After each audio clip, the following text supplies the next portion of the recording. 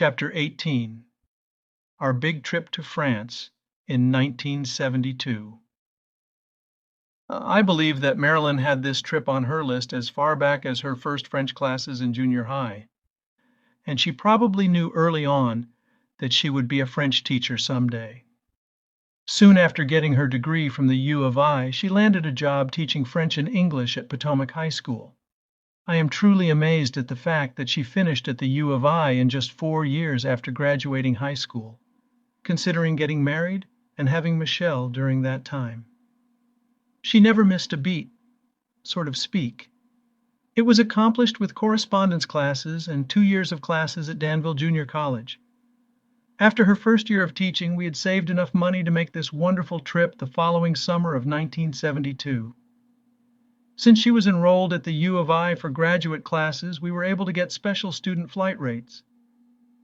We booked on Air France, leaving on Memorial Day weekend and coming back 2 weeks later.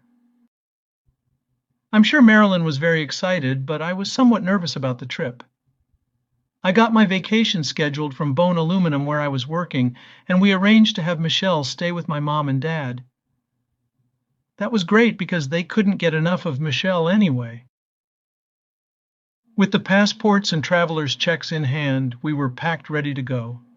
Marilyn's parents were living in Park Forest, Illinois at that time, so we drove there for our first stop. Then they took us to O'Hare. Oh my. Our plane was one of those new 747 wide bodies. They had only been in service for a year or so at that time. The flight left in the evening and had a stop in Montreal before flying on to Paris.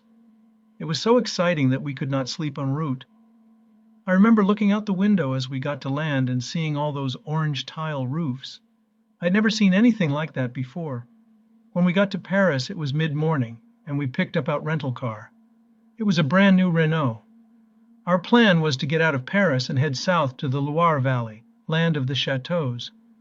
I don't think I can explain how nervous we were, especially me. I had to drive this car, which was a different animal than I was used to, through the massive traffic in the heart of Paris, and with little or no sleep. We did manage to get far enough on our journey to escape the hustle and bustle that first evening. As I said, this car was a Renault, with front-wheel drive and standard shift. Front-wheel drive cars had not made it to the US yet. Also, the shifter was like an upside-down pistol handle coming out of the middle of the dash. This took a while to get used to it. I remember also that halfway through our trip, we had to take the car into a dealer for its first 2,000-kilometer oil change. I'm sure Marilyn was on cloud 9. She loved being in the country that she had learned so much about over the years in her studies. The things that she would experience on this trip, firsthand, would be so valuable to her in her classroom back home. She loved speaking to everyone around us in their language. She told me that the French people thought that we were Europeans traveling in their country on vacation. I, on the other hand, was very quiet in public. The only person I talked to for 2 weeks was Marilyn. We spent the first few days traveling south through the Loire Valley and visiting one beautiful chateau after another. Then on to Marseille on the coast. The Mediterranean Sea was so gorgeous. We traveled along the coast and visited several coastal cities, Saint-Tropez, Saint-Raphael, and Cannes. While in Saint-Tropez, we went to the telephone office and made a call back home. We got to talk to Michelle, which was good, but it also reminded us how much we really missed her. Mom and Dad assured us that all was good and that they missed us too. We turned north and went up through the French Alps and to Grenoble. The above picture is Marilyn in a rose garden in Grenoble and wearing the green dress that she made. Next stop was Switzerland. We spent 2 days in and around Geneva. The one thing that you want from Switzerland is a Swiss watch. I still have that watch. We have a lot more to see in France, so it's off to Paris, then the northeastern coast and England. On our way to the coast, we stopped in Paris for that oil change. We had already covered a great amount of France, but there was much more to come. All along the way, we were getting to know more and more about the French way of life and the great food of the country. It was very special to have our own knowledgeable tour guide, Marilyn, that speaks the local language. This was valuable in many ways. They didn't treat us as Americans. For various reasons, they had some strange attitudes for American tourists. I remember people asking where we were from. Marilyn would tell them we were from Chicago, since Danville was not that recognizable. The first thing they would mention was gangsters and act like they were shooting a machine gun. So funny, haha. Some mornings we would stop at a French bakery to get some things for breakfast and even for lunch on the road. One thing we found out about their French bread loaves: you have to eat them within the first several hours of the day. They are hard as bricks by the next morning, but oh my, those French pastries in those shops were to die for. The other thing we learned actually on the first day was that nothing is open between 2 p.m. and 6 p.m. The restaurants open for lunch, then close and reopen for the evening meal, which lasts forever into the night. Now for a few days in England. As we traveled northeast, we got to the English Channel at Boulogne. We were to take the hovercraft across, but that day the waves were too high and trips were cancelled. After an overnight stay, we tried again and found that we would have to go up to Calais to cross. It was not far to Calais, and we boarded our hovercraft. That meant that we drive our car up into the middle of the craft while it is sitting on the sandy beach. They strap the cars down in the belly and send the passengers up to seats like seats on a plane along the sides of the craft. There you put on your seat belts and watch out the windows as it rises up and takes to the water. This ride was quite an experience, to say the least. The trip was from Calais to Dover, and the shortest distance across the channel, 22 miles. Good thing too, because it was a very rough ride. I imagined that on a calm day it would be very different.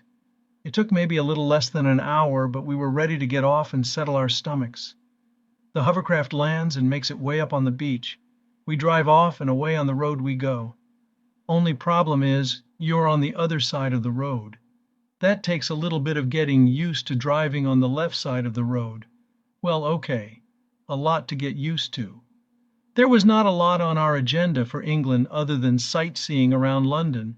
We took in all the usual sights like Big Ben, Westminster Abbey, Buckingham Palace, and Tower of London. Then we got a bed and breakfast for the night. The bed and breakfast was a nice place in a suburb of London. That next morning we were having breakfast, which was very American style, with another couple and listening to the radio. I heard them talking about the 24 Hours of Le Mans race that was happening that weekend. With me being the car person that I was and loving racing, this was my chance to see this very special event. Marilyn agrees that we could cut our visit to London short and travel back to France for the race. Back to the hovercraft and back to France we went. We got to the town of Le Mans in the afternoon.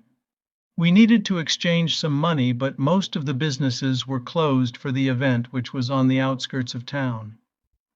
We stopped a guy on the street and asked about cashing a check. He happened to be the right guy. He took us down to the bank, opened it just for us, and cashed one of our traveler's checks. We never really had any trouble exchanging local currency on the entire trip. The race had already started, but since it was a 24-hour race, we had plenty of time to take in the attractions. This was a huge event that had a track laid out for several miles through the countryside. All along the track was like a huge carnival that had been set up with lots of attractions other than watching the race. We parked in a big field along with many other cars and took off to see what we could see. You could pick a spot alongside the track and watch the cars as they came past. And you could find lots of food vendors and amusement rides to enjoy too. We headed back to the car to just take a break and found that I had locked the keys in the car. What would we do now? Well, I knew that if I had a piece of wire, I could slip it in along the driver window and hook the lock release lever, then pull it to release it. I looked around the car and found a champagne cork. It had the usual wire on it. So I started unwrapping the wire to get it loose. By this time, we had drawn a pretty big crowd of curious onlookers. I managed to get the wire poked down in the door along the glass. Then I got it hooked on the release handle and open it came. I got a standing ovation from the crowd. The race proceeded throughout the night and into the next day. It was a thrilling event to see in person and now be able to boast that we had seen the 24 hours of Le Mans. It was great for the French to finish 1 and 2. They had not won since 1950.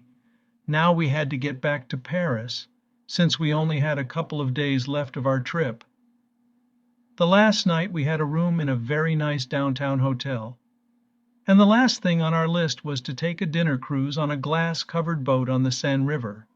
What a great way to end this wonderful trip. The food, the wine, the scenery, and the experience was a once-in-a-lifetime event, a dream come true for the one who had worked so hard to make it happen.